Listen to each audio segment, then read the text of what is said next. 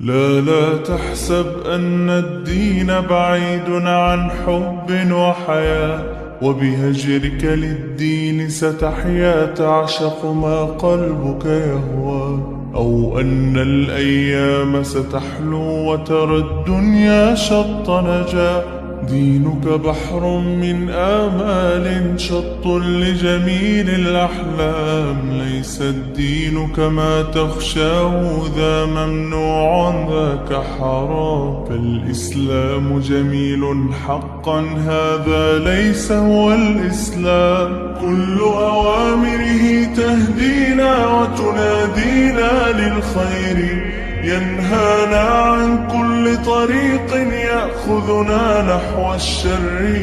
فالله رحيم وحليم يدعو دوما للبر، كل أوامره تهدينا وتنادينا للخير، ينهانا عن كل طريق يأخذنا نحو الشر. فالله رحيم وحليم يدعو دوما للبر. السلام علیکم ورحمۃ اللہ وبرکاتہ۔ میں مفتی احمد بات کر رہا ہوں سہارنپور سے، کھاتا کھیڑی سے۔ فی الحال میں خدمت انجام دے رہا ہوں کیلاش پور رسول پور پاپڑی کی بڑی مسجد میں۔ ماشاءاللہ یہ بھائی اللہ کے رسول علیہ الصلاۃ والسلام کی ایک حدیث پر عمل کر رہے ہیں، النظافۃ من الایمان، صفائی آدھا ایمان ہے۔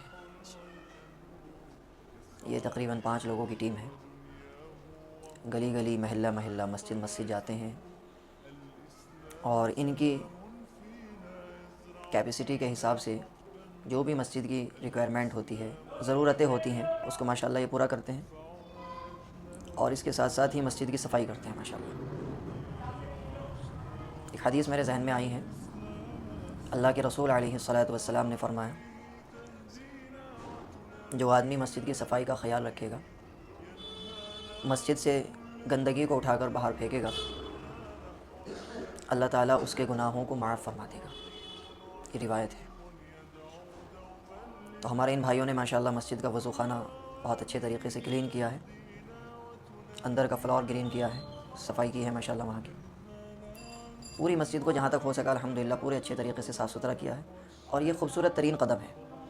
ہمارے نوجوانوں میں اس طرح کی چیزیں ہونی چاہیے۔ صلاح الدین ایوبی نے کہا تھا کہ جس قوم کو زمین پہ گرانا مقصد ہو، جس قوم کو منہ کے بل ختم کرنا مقصد ہو، اس کے نوجوانوں میں فحاشی، بددیانتی اور بے حیائی پھیلا دو تو وہ قوم خود بخود برباد ہو جائے گی۔ اور جس قوم کو اٹھانا مقصد ہو، اس کے نوجوانوں میں دیندار بناؤ، اس کے نوجوانوں کے اندر دین کا رجحان بڑھاؤ، جسے ہندی میں کہتے ہیں ہمارے یہاں جاگرکتا بڑھاؤ۔ تو یہ بڑی اچھی بات مجھے لگی ہے ماشاءاللہ کہ ہماری نوجوان نسل انسٹاگرام چھوڑ کر، ٹویٹر چھوڑ کر، فیس بک چھوڑ کر اللہ کے گھر کی فکر کے لیے نکلے ہیں ماشاءاللہ۔ تو میں دعا کروں گا اللہ تعالیٰ ان کو اور زیادہ ترقی عطا فرمائے، فائنینشلی بھی اللہ تعالیٰ انہیں مضبوط فرمائے، اور مسجدوں کے جو ہمارے یہاں ایک نظام کا بیڑا غرق ہو رکھا ہے، وہ چاہے امام کو لے کر ہو، مؤذن کو لے کر ہو، ذمہ داروں کو لے کر ہو، یا پھر مسجد کی جو خود کی ریکوائرمنٹس ہیں ان کو لے کر ہو۔ اب سے اگر ہم تھوڑا سا پیچھے چلے جائیں تو ہم دیکھیں گے مسجدیں اس زمانے میں تھوڑا سا سخت لفظ استعمال کروں گا، اس وقت مسجدیں فقیر نہیں ہوا کرتی تھی۔ اس دور میں مسجدیں فقیر ہیں، بھیک مانگتی ہیں، یا یوں کہیے کہ لوگوں نے مسجدوں کو بھکاری بنا دیا ہے۔ میں اس جملے کے لیے معذرت چاہوں گا، لیکن یہ حقیقت ہے۔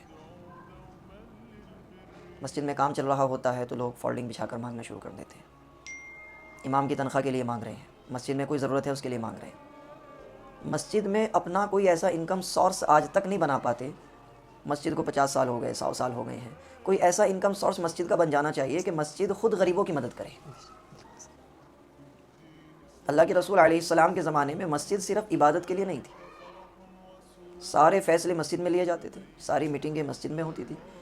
مسجد کے اطراف میں کون غریب بچی ہے جس کا نکاح اس کا باپ نہیں کر پا رہا ہے، وہ مسجد کی طرف سے ہوتا تھا، کیونکہ مسجد میں آمدنی ہوتی تھی۔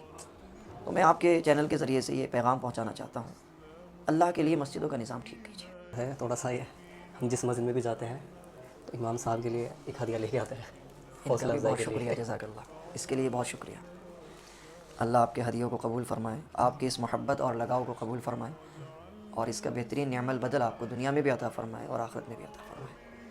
السلام علیکم۔ دعا کی درخواست ہے خاص طور سے۔ انشاءاللہ۔